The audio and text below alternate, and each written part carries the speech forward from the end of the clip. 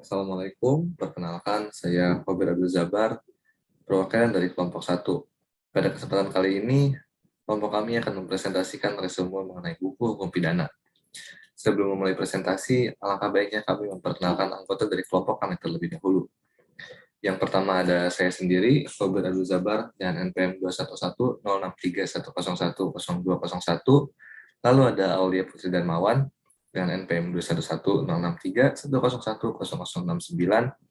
Lalu ada Arjun Dwi Prasetya dengan NPM 211-063-101-0067. Lalu ada Jeremia Alexander Sibarani dengan NPM 211-063-101-0103. Lalu ada Fikri Ramadan dengan NPM 211-063-101-0091. Dan yang terakhir ada Muhammad Torik Alfalah dengan NPM 211-063-101-0122. Dan untuk materi yang pertama akan dibacakan oleh saya sendiri. Bab 1 mengenai pengertian pidana. Pengertian dan sifat pidana. Hukum pidana adalah peraturan yang mengenai pidana. Kata pidana sama dengan berita atau siksaan, yang berarti hal yang dipidanakan, yaitu instansi yang berkuasa dilimpahkan kepada seseorang oknum sebagai hal yang tidak enak dirasakan, dan sebagai suatu penderitaan, tetapi harus dengan alasan tertentu untuk melimpahkan pidana ini. Pengertian hukum pidana menurut beberapa ahli. Yang pertama, Profesor Van Hemel, semua dasar-dasar dan aturan yang dianut oleh suatu negara dalam menyelenggarakan ketertiban hukum. Yang kedua, oleh Profesor Simons, ke semua perintah-perintah dan larangan-larangan yang diadakan oleh negara yang diancam dengan suatu nestapa atau pidana. Dan yang ketiga, Profesor Pompe, semua aturan-aturan hukum yang menentukan terhadap perbuatan-perbuatan apa seharusnya dijatuhi pidana dan apakah macamnya pidana itu. Option B, sifat hukum pidana. Kaidah hukum pidana dapat dinyatakan merupakan hukuman yang bersifat publik, yaitu hubungan hukum yang teratur dan titik beratnya tidak berada pada kepentingan seseorang individu yang inserto secara langsung dirugikan, melainkan terserah kepada pemerintah, aparatur penegak hukum sebagai wakil dari kepentingan umum. Ruang lingkup pidana.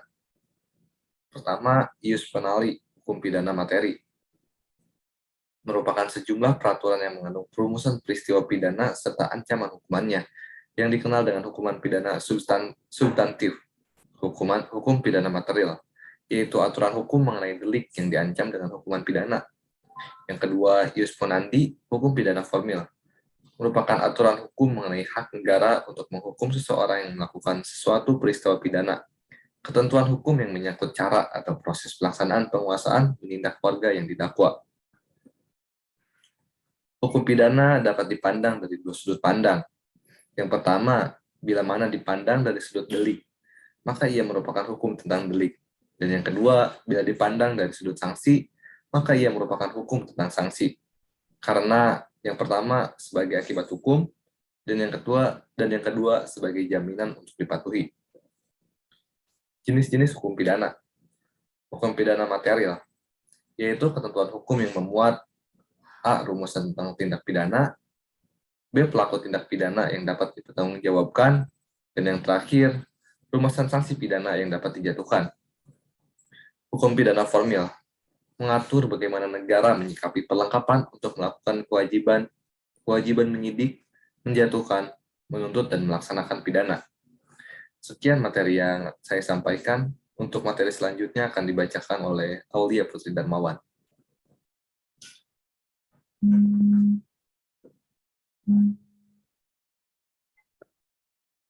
Baik, di sini saya akan melanjutkan materi dari Holber. Saya akan membacakan dari tujuan hukum pidana. Terdapat dua tujuan hukum pidana. Yang pertama adalah classic school. Menurut ajaran ini, tujuan hukum diaturnya adalah untuk melindungi individu terhadap kekuasaan negara. Dan yang kedua ada the modern classic. Menurut ajaran modern ini, tujuan disusun hukum pidana adalah untuk melindungi masyarakat dari terhadap kejahatan-kejahatan yang ada di sekitar.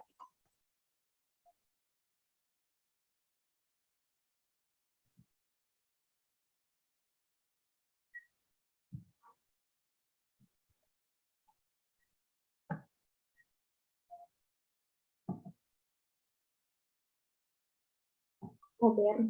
Materi Dan materi selanjutnya adalah sistematika isi KUHP dan sanksi pidananya. Sistematika pidana sendiri terdapat 3. Yang pertama ada buku 1 tentang ketentuan umum, yang kedua tentang kejahatan, dan yang ketiga tentang buku 3 tentang pelanggaran. Sedangkan sanksi pidana yang diatur dalam KUHP dirumuskan dalam pasal 10 KUHP terdiri dari pidana pokok. Yang pertama ada pidana mati, yang kedua pidana penjara, yang ketiga pidana kurungan, dan yang terakhir ada pidana denda. Dan untuk pidana tambahannya sendiri terdapat 3 pidana tambahan. Yang pertama ada pencabutan hak tertentu, yang kedua perampasan barang-barang tertentu, dan yang ketiga pengumuman hasil keputusan hakim. Dan selanjutnya ada bab 2 yaitu teori pemidanaan. Materi pertama dari bab kedua adalah unsur-unsur atau ciri-ciri pidana. Unsur-unsur pidana sendiri ada 1. Pidana itu pada hakikatnya merupakan suatu pengenaan, penderitaan, atau nestapa yang tidak menyenangkan. Dan yang kedua, pidana itu diberikan dengan sengaja oleh orang atau badan yang punya kekuasaan. Dan yang terakhir, pidana itu dikenakan kepada seseorang yang telah melakukan tindak pidana menurut undang-undang. Dasar unsur tersebut, para ahli telah merumuskan beberapa teori mengenai pemidanaan yang menjadi dasar hukum dan tujuan dari pemidanaan, yaitu terdapat 4 dasar hukum dari tujuan pemidanaan. Yang pertama ada teori absolut atau pembalasan, yang kedua teori relatif atau tujuan, yang ketiga teori gabungan, dan yang keempat teori pembenaran pemidanaan terpadu. Di materi selanjutnya saya akan menjelaskan penjelasan dari teori-teori tersebut. Yang pertama ada the Van Gelding Theory atau teori absolut atau pembalasan. Teori ini dikenal sejak abad ke-18. Dalam teori ini, dasar pemidanaan tersebut adalah arus alam pemikiran pembalasan.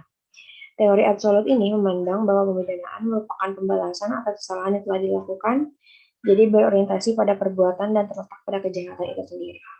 Dan yang kedua ada dari relatif teori. Teori ini menganggap bahwa dasar dari pemidanaan itu adalah tujuan dari pidana itu sendiri. Karena pidana itu mempunyai tujuan tertentu, yaitu mempertahankan ketertiban masyarakat. Teori relatif ini memandang pemidanaan bukan sebagai suatu pembalasan atas kejahatan si pelaku, tapi sebagai sarana mencapai tujuan bermanfaat untuk melindungi masyarakat menuju kesejahteraan.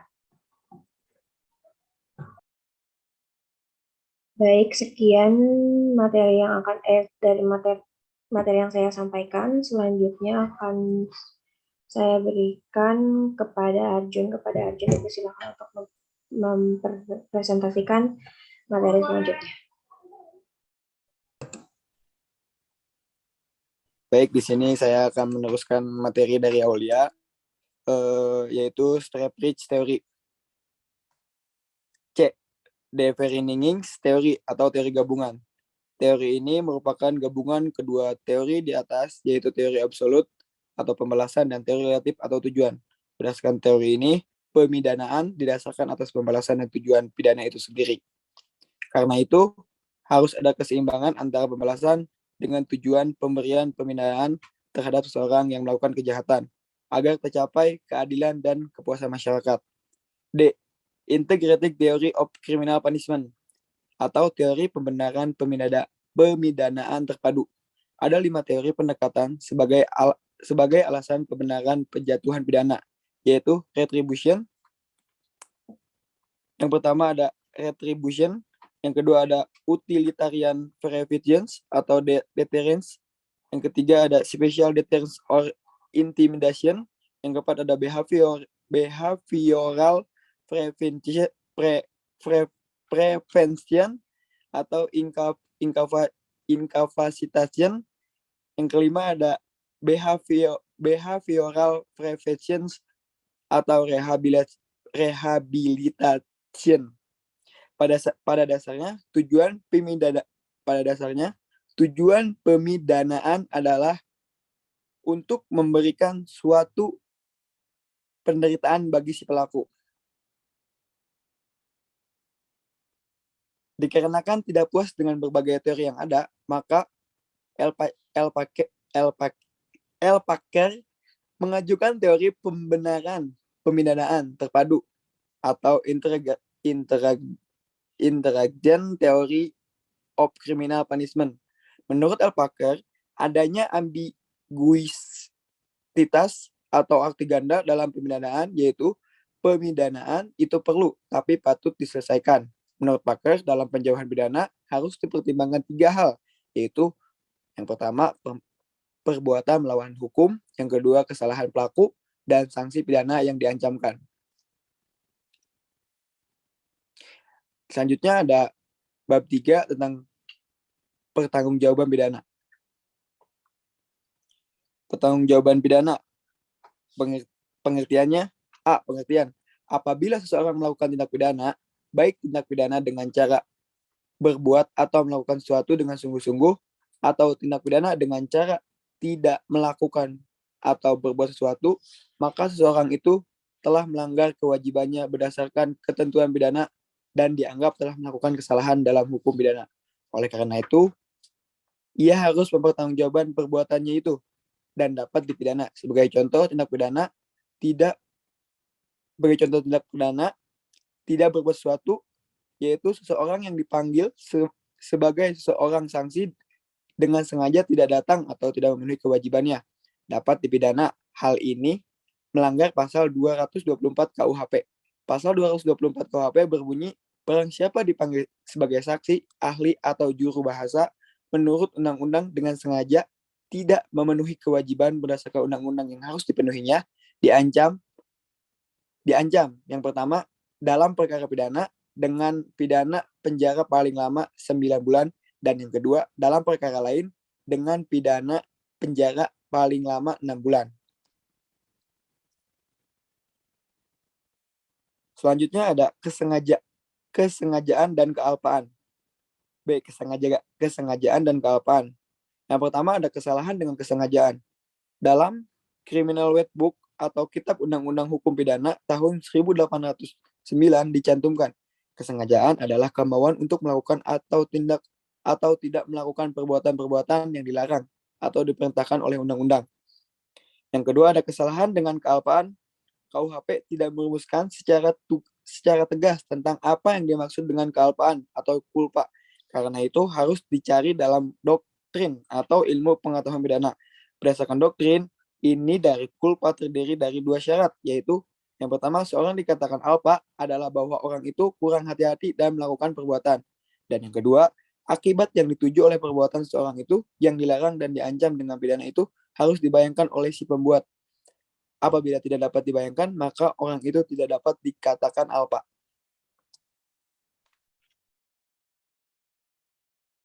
Perkenalkan, nama saya Jeremy Alexander Subarani. Saya di sini akan melanjutkan presentasi yang sebelumnya disampaikan oleh teman saya, Arjo. Ajaran tindak pidana tanpa kesalahan. Dalam hukum pidana, seseorang dapat dipertanggungjawabkan atas perbuatan yang dilakukannya apabila ada kesalahan. Menurut ajaran Schutler, kesalahan itu dapat dilihat dari 2 segi. Segi yang pertama, kesalahan dalam etika bermasyarakat, dan yang kedua adalah kesalahan dalam hukum pidana. Kesalahan dalam etika bermasyarakat yaitu hubungan jiwa antara seseorang yang melakukan perbuatan yang sedemikian rupa, sehingga perbuatannya itu dapat dipersalahkan kepada si pembuatnya. Pada umumnya, keadaan jiwa si pembuat itu dapat dipersalahkan apabila jiwa seseorang itu adalah sehat. Yang kedua adalah kesalahan dalam hukum pidana.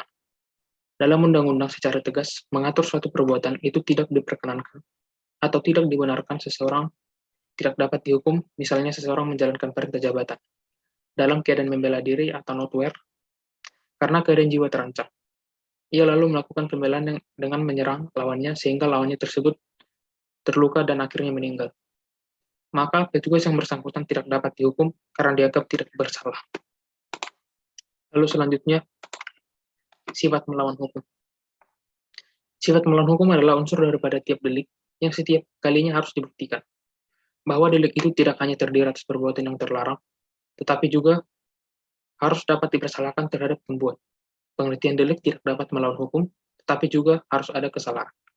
Seseorang dapat dijatuhi pidana ketika orang tersebut melakukan suatu delik atau pelanggaran melawan hukum. Apabila memenuhi unsur-unsur delik yang dilanggar, maka orang tersebut dituntut untuk dipertanggungjawabannya sesuai dengan ketentuan hukum pidana. Dengan menghubungkan sifat melawan hukum dengan kesalahan. Menurut Jevan Bergen, perbuatan seseorang dapat dipersalahkan kepada si pembuatnya.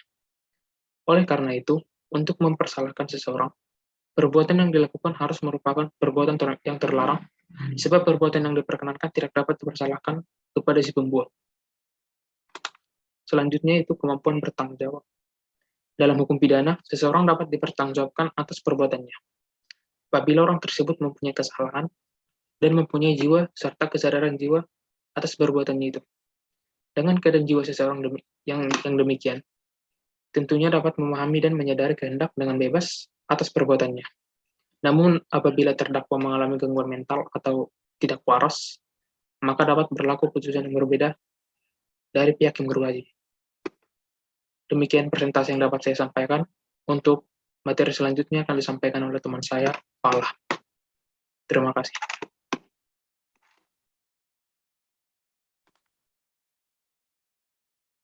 Materi kali ini akan dibawakan oleh saya, Fikri Ramadan, mengenai hal-hal yang meniadakan, meringankan, dan memberatkan pidana. Hal-hal yang meniadakan pidana dalam hukum pidana dikenal dengan istilah strafrecht sluitingsgrunden, yaitu hal-hal atau keadaan yang dapat mengakibatkan bahwa seseorang yang telah melakukan suatu perbuatan dengan tegas dilarang dan diancam dengan pidana oleh undang-undang. Perbuatannya yang berupa delik tetapi tidak dipidana. Terdapat dua alasan mengenai peniadaan pidana, antara lain a. Alasan yang terdapat dalam batin si pelaku, inwendig oorzaken, yaitu pasal 44 KUHP. Pada pasal 44 KUHP ayat 1 dinyatakan bahwa barang siapa melakukan perbuatan tidak dapat dipertanggungjawabkan kepadanya karena jiwanya cacat dalam pertumbuhan atau terganggu jiwanya karena penyakit, tidak dipidana. B. Alasan-alasan di luar batin si pelaku, pasal 48, 49, 50, dan pasal 51 KUHP. Contoh, alasan pemaaf. Pasal 44 KUHP, barang siapa melakukan perbuatan pidana karena pengaruh daya paksa, tidak dipidana. Kata daya paksa adalah salinan kata Belanda, yaitu overmatch, yang artinya kekuatan atau daya yang lebih besar. Alasan pembenar. Dalam pasal 50 KUHP, barang siapa melakukan perbuatan untuk melaksanakan ketentuan undang-undang tidak dipidana. Hal ini dalam hukum pidana disebut wetterrecht voorschriften. Hal-hal yang meringankan pidana menurut KUHP, yaitu yang diatur pada ketentuan pasal 45-47, pasal 53 dan pasal 57 KUHP, berdasarkan ketentuan pasal 45 junto pasal 46 dan pasal 47 KUHP, bahwa orang yang dituntut melakukan tindak pidana tetapi umurnya belum berusia 16 tahun atau belum dewasa. Hal-hal yang memberatkan pidana. Yang pertama, keadaan pelaku. Berdasarkan pasal 52 KUHP, bahwa bila mana pegawai negeri melakukan delik, melanggar suatu kewajiban khusus dari jabatannya, atau pada waktu melakukan delik memakai kekuasaan, kesempatan, atau sarana yang diberikan kepadanya karena jabatannya, pidananya dapat ditambah. Kejahatan ini diatur secara khusus pada pasal 413 KUHP sampai 437 KUHP. Yang kedua, tindak pidana yang dilakukan. A. Ketentuan pengulangan residivis yang diatur pada pasal 486 KUHP, pasal 487 dan pasal 488 KUHP. B. Ketentuan mengenai gabungan tindak pidana diatur pada pasal 63 KUHP sampai 71 KUHP. Materi yang saya paparkan telah selesai. Untuk selanjutnya, saya serahkan kepada Fala untuk membacakan materi selanjutnya.